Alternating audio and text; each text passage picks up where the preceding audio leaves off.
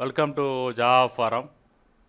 Now we are going to see how to install .NET Core 3.1 on Oracle Linux 7 operating system. So .NET Core 3.1 is a long-term support edition. So still it is supported.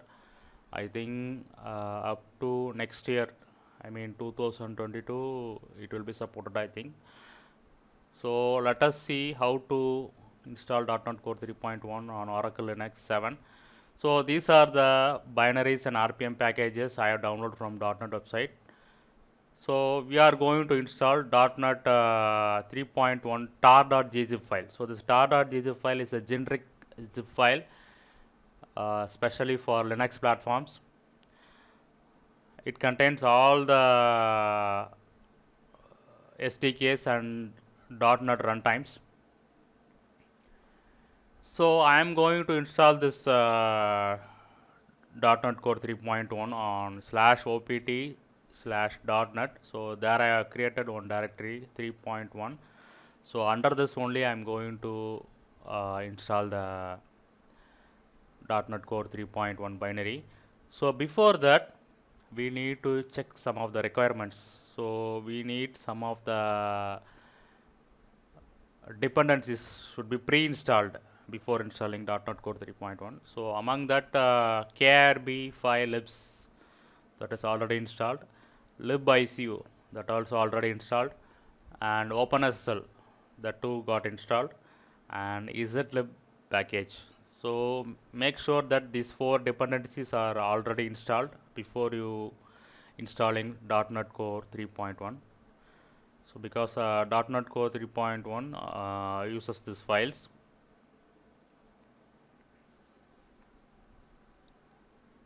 Okay, now let us extract the .NET Core 3.1 tar.gzip file.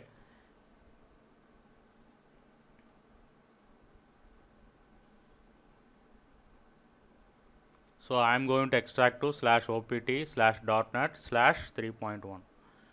So separate directory I have created for binary.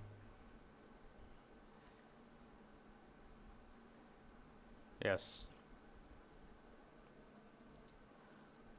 So this is the directory structure of .NET Core 3.1. Contains SDKs and runtimes like ASP.NET Runtime and Microsoft.NET Core Runtime, and also contains other libraries for development. Keep in mind that .NET Core application supports console and ASP.NET web applications only. It does not support Windows Forms or graphical related applications. It supports only console and ASP.NET web applications. Okay, now I have opened the bash profile of the current user. So here I am modifying the .NET installation path to 3.1 and append to the path variable, so that .NET 3.1 commands will be available in the terminal, so that I can compile, run and deploy the .NET applications from the terminal. Okay, back to the terminal, come to the home directory.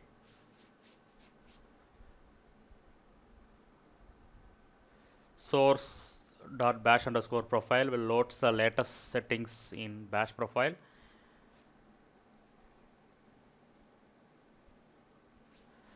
Next, I am start executing .NET commands one by one. So .NET version will give you the current version installed.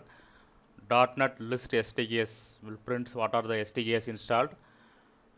.NET list runtimes will list down what are the runtimes available. So you can see that ASP.NET and .NET Core app runtimes are there.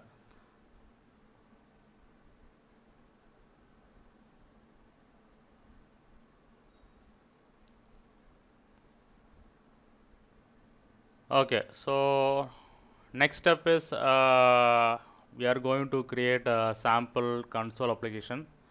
So coming to /opt.NET apps directory, I am creating one directory called 3.1. So under this 3.1 directory only, we are going to create .NET Core 3.1 console and web applications.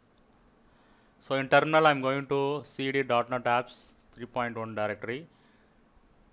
So here I'm going to create one simple console application, that is C# console application. So this is the command .NET new console -o application name.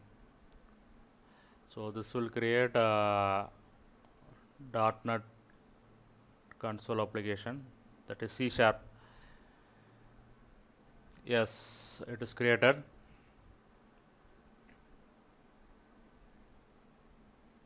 So this is the directory structure, and these are the files generated after creating the application. So program.cs. So you can modify this file, and if you are familiar with C#, you can add extra logic to this program.c#. So save the file. So we are going to print hello world in console, that is in terminal we are going to print hello world. So now go to the directory of the application, simply type .NET run. So this will print the hello world line. Yes. So .NET console application is successfully executed. I can able to print the line. Okay, now next we are going to create one simple ASP.NET Core 3.1 web application. So this is the command used to create ASP.NET Core web app. So .NET new web app -o web application name, and option I am giving no HTTPS, which means that web application can run without HTTPS protocol. Yes, so sample web app is got created. Let me go into the directory. Yes, you can see that these much of files are got generated. So let us navigate in file system. Let me go to that file system. This is a .NET web app directory structure. So it contains pages, www root, etc. Also you can see that some of the C# files are got generated. So 2 C# files are got generated. So if you are expert in C# means you can modify this auto generated C#, and you can add extra logic to this program. Okay, so www root contains JavaScript files and JavaScript framework like jQuery and Bootstrap. So Bootstrap and jQuery are installed by default in ASP.NET web application. Okay, now let us try to run this application. So go into the directory of the web app, just type .NET watch run. So this will start the web server, which is inbuilt on .NET Core 3.1. So this web server will start on the port 5000. So and your applications will be available in the port 5000. So let me open the browser, localhost 5000. Yes, so you can see that ASP.NET Core web application is running. So you can modify this page, CSS, HTML, programming logics accordingly as per your needs. So press Ctrl C to quit the application. That's it. So finally, I conclude that .NET Core 3.1 installation on Oracle Linux 7 operating system is successful. Make sure that you have installed the dependent RPMs as I shown earlier.